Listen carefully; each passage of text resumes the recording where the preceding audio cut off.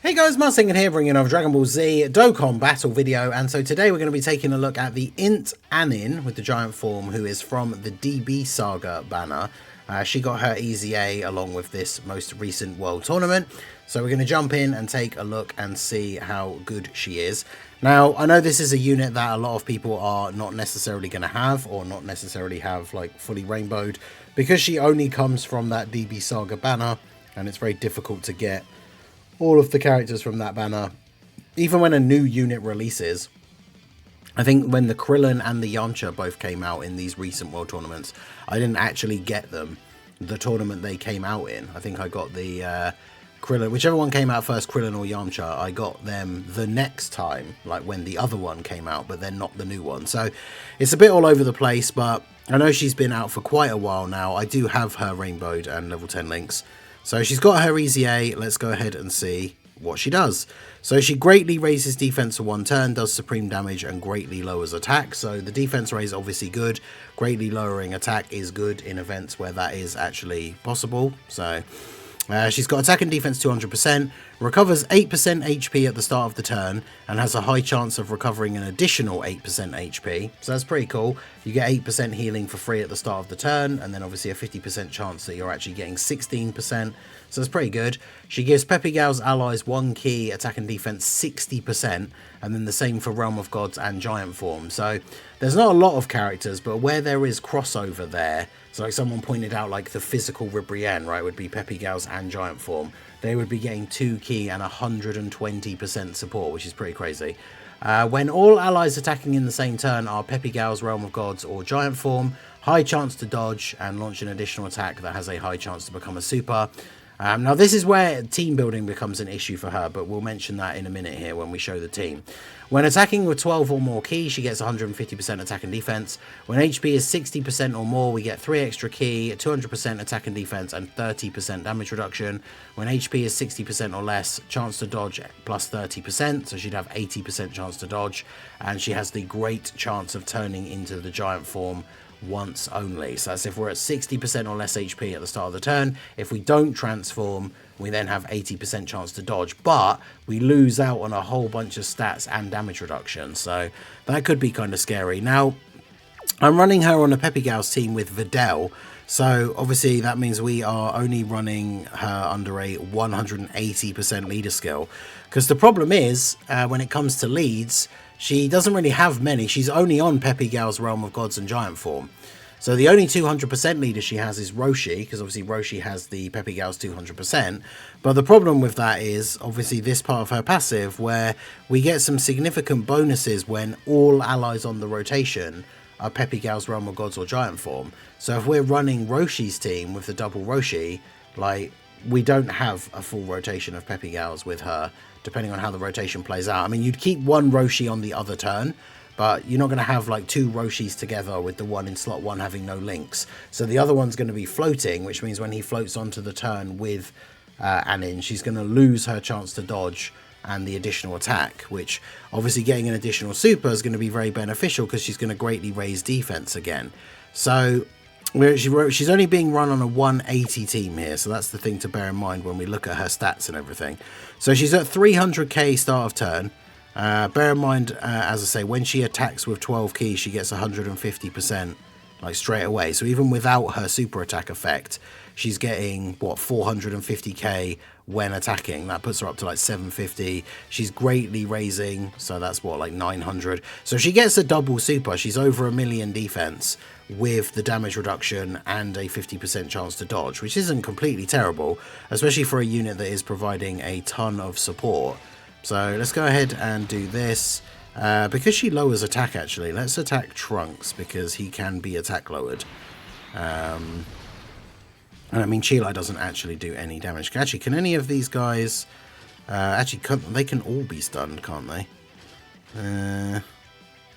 Yeah, maybe we'll just attack Videl here and see if we can get the stun. We've got Farsha on the team, because obviously we've got a full Peppy Gal's set up. She can get like fully built up here in the first turn and tank all of these hits, which is quite good. Get her full passive active. But yeah, unfortunately, the big problem with Annin, and I mentioned this in the Kalen Khalifa video yesterday, I think I mentioned it with Yamcha as well. Like, the theme of this little mini celebration essentially seems to be, like, they'd be good if they had a team kind of set up, because the Annin feels exactly the same, right? Like, Peppy Gals doesn't really have, like, a real good solid team. I said it about the Farsha and Sheila EZAs. Like, if we had a proper just 200% Pappy Gals lead, I think that team would be looking quite good now, especially like if that leader was still meta relevant with some of these EZAs and stuff. Annin obviously being a really solid support. If we got a new like Realm of Gods team, like a leader that just gave a full 200%, whether it's an LR or whatever, 200% Realm of Gods, like you could probably throw her on the team as a floating support. I mean, 10 million attack stats, not terrible as well. And we got the hidden potential. She doesn't raise attack on super, so obviously her thing's going to be the same. But she got a triple super, so she's probably at around 1.1, 1.2 million defense now with the damage reduction and the dodge charts there that we saw. Obviously, we do have the big support from Chilai on this turn for her as well. But, I mean, that's pretty good. And of course, the other thing is it means we have to do like a slightly easier event like this because, you know, we're not going to be taking on any of like the big bad global Dokkan campaign events with this kind of team, unfortunately. Yeah, Goten can't be attack lowered, so let's attack lower Trunks a little bit more here. And then this Mai is a support, so she can't stun though, can she? I guess we'll just try and get rid of Videl, because if we can't keep Videl stunned, she does super attack in slot 1 every turn, which is really annoying. But yeah, so like, because we're having to use a weaker team, we're having to use the STR Videl lead, like, we can't really do super difficult content, but I guess for this EZA especially as well, like, she's not built for super difficult content, because if her defense, even if she's getting up to, even with all the additional supers and support and everything, even if she was able to get up to, say, like 1.5 million, it's not going to be enough for any of this, like, really difficult content that we have now. She'd be very much relying on the dodge, and then, of course, if you start the turn below 60% HP and you don't transform, then whilst you do have the higher dodge chance, you're losing out on a huge chunk of defense and damage reduction. So in any, like, even remotely challenging content, like, she's going to get destroyed even potentially by some of these bosses' normal attacks on that turn if she doesn't dodge. So she's certainly an interesting unit, but yeah, we need, like, new teams for pretty much all of the characters, all the new units, like the Videl and the Ranfan, the EZAs, Chilai, Farsha, Annin, Kalen Khalifa, I guess. I mean, Universe 6 team, for me, they would be a lot better if I had the physical Kalen Khalifa. So I guess the World Tournament Kalen Khalifa probably aren't included in that. But so many of the units from this celebration would just get such a massive buff if they had a better team.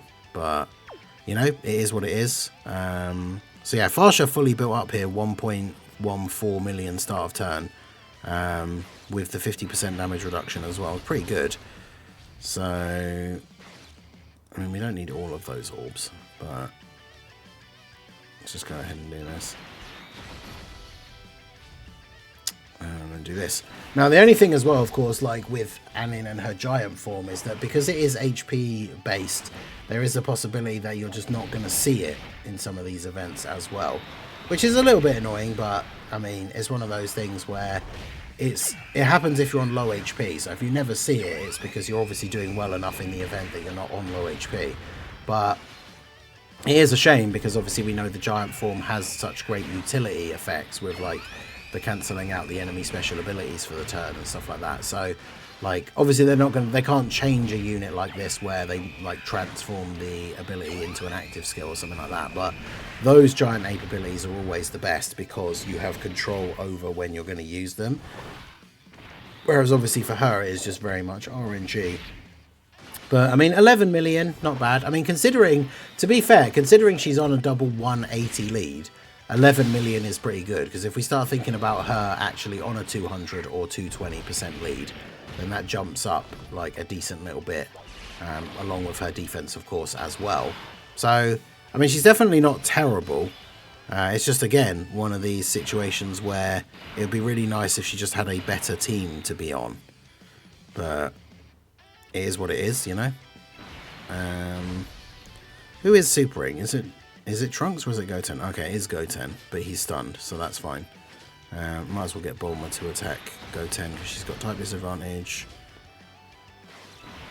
But yeah, it's interesting enough. We jumped into this slightly easier event just so we could see her numbers. But, I mean, 300k defense start of turn, again, on double 180 leads, not terrible. Because that jumps up a decent little bit when she's on a higher leader skill team. Her links are interesting because obviously she has Battlefield Diva, she has Infighter, then she's got the DB links like Incredible Adventure and Guidance of the Dragon Balls. She has the Innocence.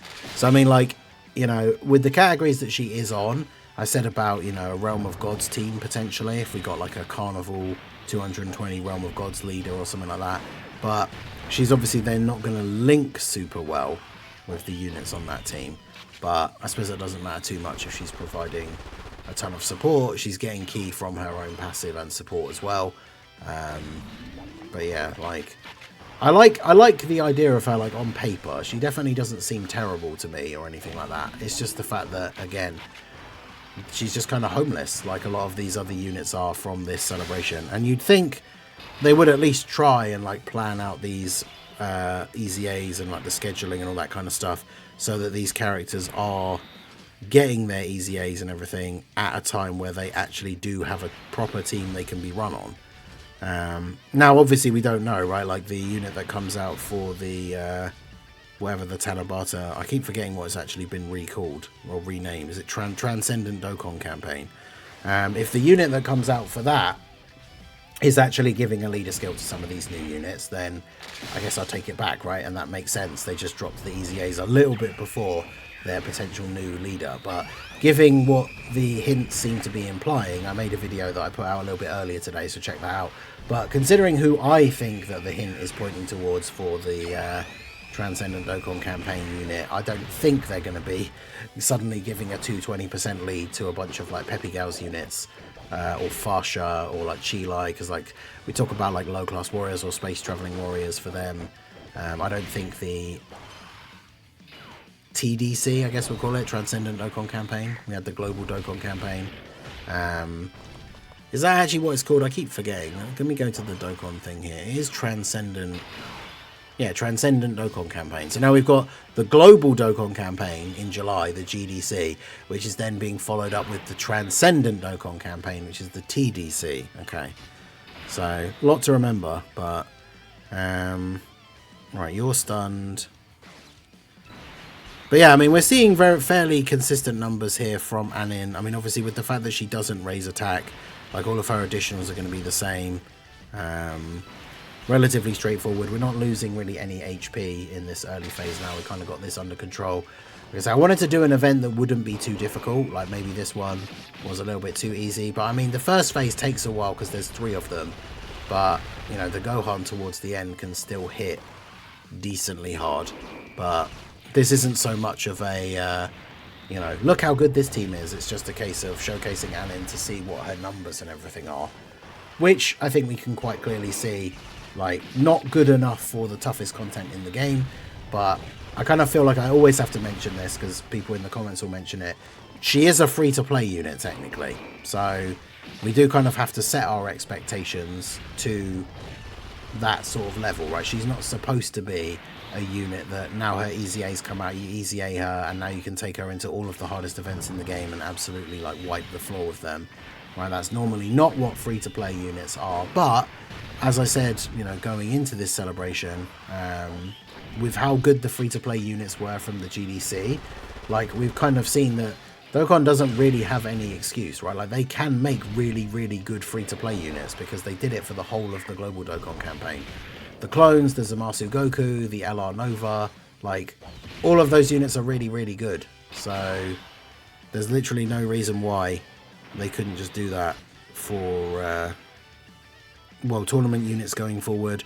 Because World Tournament units, as we've said many times in the past, they're not even just like the free-to-play units that you just have to jump into a stage and replay it a bunch of times and then you have them Rainbow level 10 super attack, like all ready to go. You have to get them from the World Tournament that they debut, or if they're the DB Saga characters, you can only get them from the ticket banner. Because at least with like Tech Kale and Ink Caulifla, you get 2 extra copies of them guaranteed from doing the missions from this current World Tournament. But you can't get any copies of Annin. So if you don't have her, the only way for you to now get her is to do summons on that ticket banner and hope that you are actually able to pull her. So it's a little bit crazy. I think that they should absolutely try and make these units a little bit stronger, considering the what you have to go through to get them. But we should get to see like 1 turn here of Annin against Gohan, which will be interesting because we've got type disadvantage. Let me actually check what his stats are, because I know this is an older event now. Yeah, it's even before the Gathering of the Super Warriors one. Where is it? I'm not going to be able to find it on here now, am I? Spring Magnificent Battle Movie Edition. No, that's the Memorial Battles. Oh well, we didn't even get through to the next turn. But there you go, this is what I mean, like we can't even really have like a great team to run these units on at the moment. And like I said, her passive is counterintuitive to running her with Roshi, who is her only 200% leader. So that's kind of awkward. But anyway, it is what it is. Like I say, I think she's actually relatively decent. Like, she has potential. I said this about Yamcha. Like, both the DB Saga units, I kind of feel are in the same boat, where they have some pretty decent potential. They just don't really have a proper, like, good team at the moment, which it is what it is. So hopefully they'll get one before they completely age out of having any use whatsoever, but I guess we'll have to see. Let me know your guys' thoughts on her down below in the comment section. So that is going to be it for the video, guys. This has been the Master Ningen. Smash that like button, subscribe to the channel if you are new. Check out the links down below, and I will see you all again soon. Have a good one.